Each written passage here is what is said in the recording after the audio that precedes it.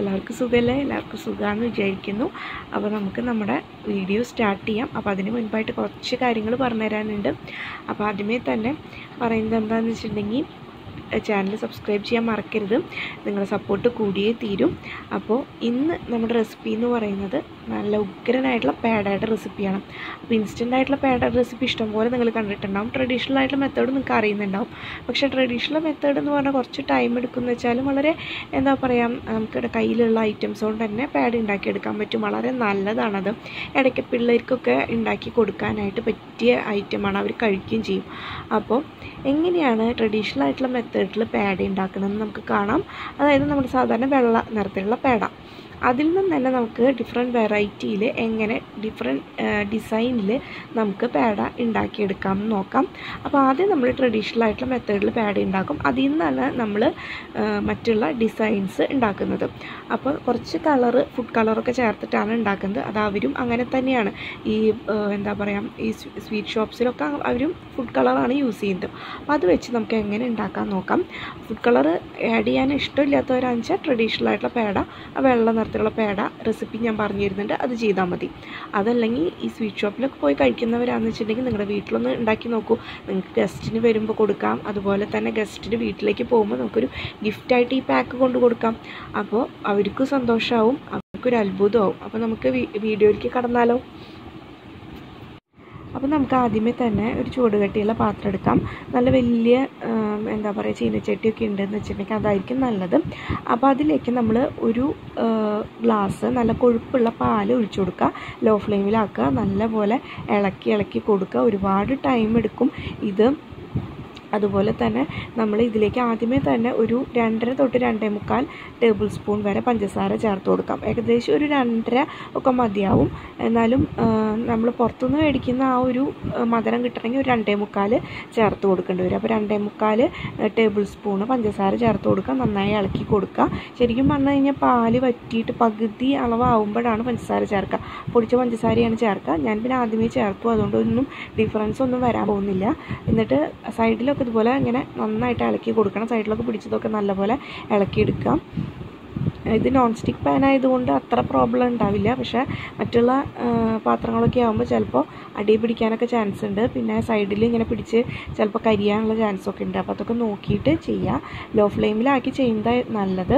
പിന്നെ നിങ്ങൾക്ക് എക്സ്പീരിയൻസ് ഉള്ള ആൾക്കാരെന്ന് വെച്ചിട്ടുണ്ടെങ്കിൽ ഒന്ന് ഇടയ്ക്കൊന്ന് തീ കൂട്ടി അപ്പോൾ തന്നെ തീ കുറയ്ക്കുക. അപ്പോൾ കുറച്ച് തിളച്ചൊക്കെ വരുമ്പോൾ സമയം കുറച്ച് കുറഞ്ഞു കിട്ടും. ഇപ്പം നമ്മൾ പകുതി ആയിട്ടുണ്ട് ക്വാണ്ടിറ്റി. അപ്പോൾ നമ്മൾ എന്ത് ചെയ്യണമെന്ന് വെച്ചിട്ടുണ്ടെങ്കിൽ നമ്മൾ ഏലക്ക പൊടിച്ചത് ചേർക്കുക.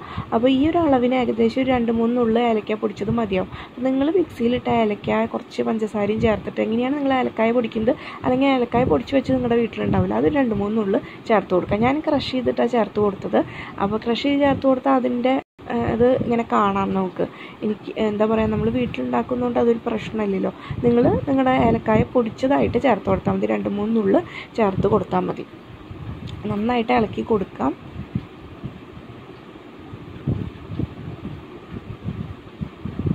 കുറുകി വരുമ്പോഴാണ് നമ്മൾ ശ്രദ്ധിക്കേണ്ടത്.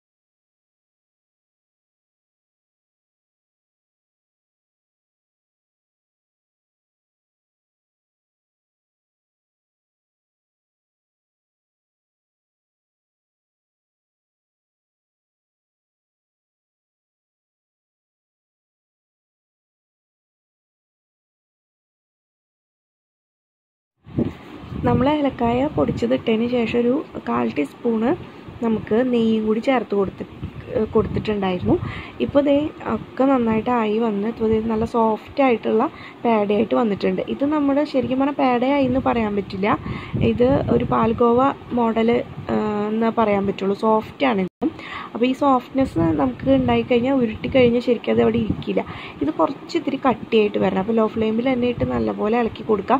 ഇച്ചിരി ഇതിൻ്റെ ടെക്സ്ചറൊക്കെ സോഫ്റ്റ്നെസ് ഇച്ചിരി മാറി ഇത്തിരി കടുപ്പം പിടിച്ച് വരുമ്പോൾ നമുക്ക് ഇടയ്ക്കൊന്ന് എടുത്ത് നോക്കുക, എന്നിട്ടൊന്ന് ഉരുട്ടി നോക്കുക. അപ്പോൾ അത് നല്ല ഷേപ്പിൽ നിൽക്കുന്നുണ്ടെങ്കിൽ നമുക്ക് അപ്പോൾ തീ ഓഫ് ചെയ്യാം. ഇത്തിരി ഒന്ന് ഹാർഡാവണം, ഇച്ചിരി ഹാർഡായാൽ മതി. ഈ സോഫ്റ്റ്നെസ് ഒന്ന് മാറണം, അത് മാത്രമേ വേണ്ടൂ. അതുപോലെ തന്നെ ഈ പാത്രത്തിൽ നിന്നൊക്കെ വിട്ട് വരും റെഡി ആകുമ്പോൾ. അപ്പോൾ നമുക്ക് വേറൊരു പാത്രത്തിലേക്ക് മാറ്റി ചൂടാറാനായിട്ട് വെക്കാം. ചൂടാറിക്കഴിഞ്ഞാൽ തന്നെ ഈ പറഞ്ഞ പോലെ കുറച്ചും കൂടി ഹാർഡാവും. അപ്പോൾ ഒരുപാട് അങ്ങനെ മരം പോലെ ഒന്നും ആവാനായിട്ടോ ഗ്രാന്യൂൾസ് പോലെ ആവാനായിട്ടോ നിൽക്കണ്ട. കുറച്ച് ഈ സോഫ്റ്റ്നെസ് കുറച്ച് മാറി അതിൻ്റെ ടെക്സ്ചർ ഇങ്ങനെ മാറി വരുമ്പോൾ നമുക്ക് കാണാം കുറച്ചിങ്ങനെ കട്ടിയായിട്ട് വരുന്നത്. ആ ഒരു ടൈമിൽ തീ ഓഫ് ചെയ്യുക, വേറെ പാത്രത്തിലേക്ക് മാറ്റി ചൂടാറാനായിട്ട് നമുക്ക് വെക്കാം. അപ്പോൾ നമ്മൾ പേടയുടെ സോഫ്റ്റ്നെസ്സൊക്കെ മാറി കുറച്ച് കട്ടിയായി വരുമ്പോൾ നമ്മൾ തീ ഓഫ് ചെയ്തിട്ട് നമ്മൾ അത് ചൂടാറാനായിട്ട് വെച്ചിരിക്കുകയായിരുന്നു. എന്നിട്ട് അത് 2 പോർഷനാക്കി മാറ്റി വെച്ചിട്ടുണ്ട്, ചൂടാറിയിട്ടുണ്ട് കുറച്ച്. ഇനി നമുക്ക് ഒരു പോർഷനിലേക്ക് നമുക്ക് വാട്ടർമെലൻ്റെ സീഡ്സ്, തണ്ണിമത്തൻ്റെ ആ കുരു പോലെ തോന്നിക്കാനായിട്ട് എള്ളാണ് ചേർക്കുന്നത്. ഒരു 1/2 ടീസ്പൂണ് എള്ള് ചേർത്ത് കൊടുക്കുക. നന്നായിട്ടൊന്ന് മിക്സ് ചെയ്ത് എല്ലായിടത്തും ഒന്ന് എള്ള് ഒന്നാക്കിയെടുക്കുക. അത് കഴിഞ്ഞിട്ട് ഇനി നമുക്ക് ജെൽ കളർ ആഡ് ചെയ്താൽ, അതായത് കളർ ആഡ് ചെയ്യാം. ജെൽ കളറാണ് എൻ്റെ കയ്യിൽ. അപ്പോൾ ഒരു ഡ്രോപ്പ് വീതം റെഡും ഇപ്പുറത്തേൽ ഗ്രീനും ആഡ് ചെയ്യാം. എന്നിട്ട് നന്നായിട്ടൊന്ന് മിക്സ് ചെയ്ത് ബോളാക്കിയിട്ട് എടുക്കാം. ഇനി നമുക്ക് ഈ പച്ച പേട എടുത്തിട്ട് അതൊന്ന് കൈ കൊണ്ട് തന്നെ പരത്തി ഒന്ന് എടുത്തിട്ട് അതിലേക്ക് നമുക്ക് റെഡ് ബോൾ വെച്ചിട്ട് ഇതുപോലെ സ്റ്റഫ് ചെയ്ത് എടുക്കുക, നന്നായിട്ട് കവർ ചെയ്തെടുക്കുക.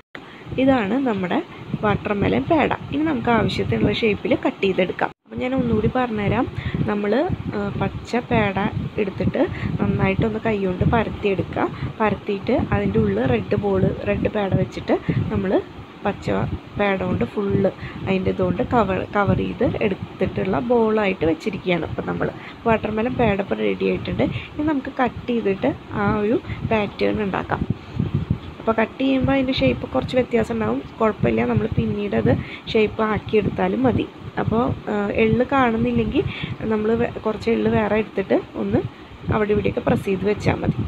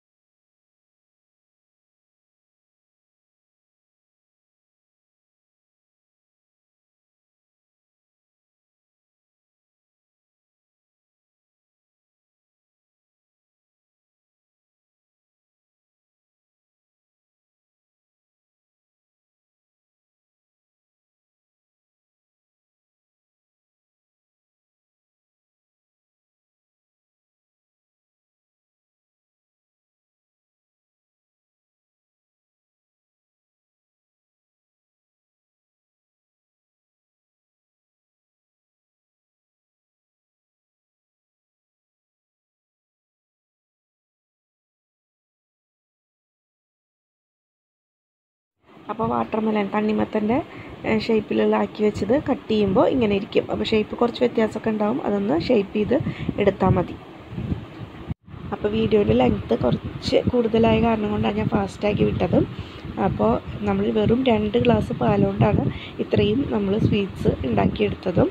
അപ്പോൾ എളുപ്പമാണെന്ന് മനസ്സിലായില്ലേ? എളുപ്പം എന്ന് പറഞ്ഞാൽ കുറച്ച് ടൈം കൺസ്യൂമിങ് ആണെന്നാലും എളുപ്പമാണ്. അപ്പോൾ എല്ലാവരും ട്രൈ ചെയ്ത് നോക്കുക, എല്ലാവർക്കും ഇഷ്ടപ്പെടും. പിന്നെ ഈ കോട്ട് ചെയ്യാനായിട്ട് നമ്മൾ എടുത്തിരിക്കുന്നത് വെള്ള എള്ളാണ് കേട്ടോ.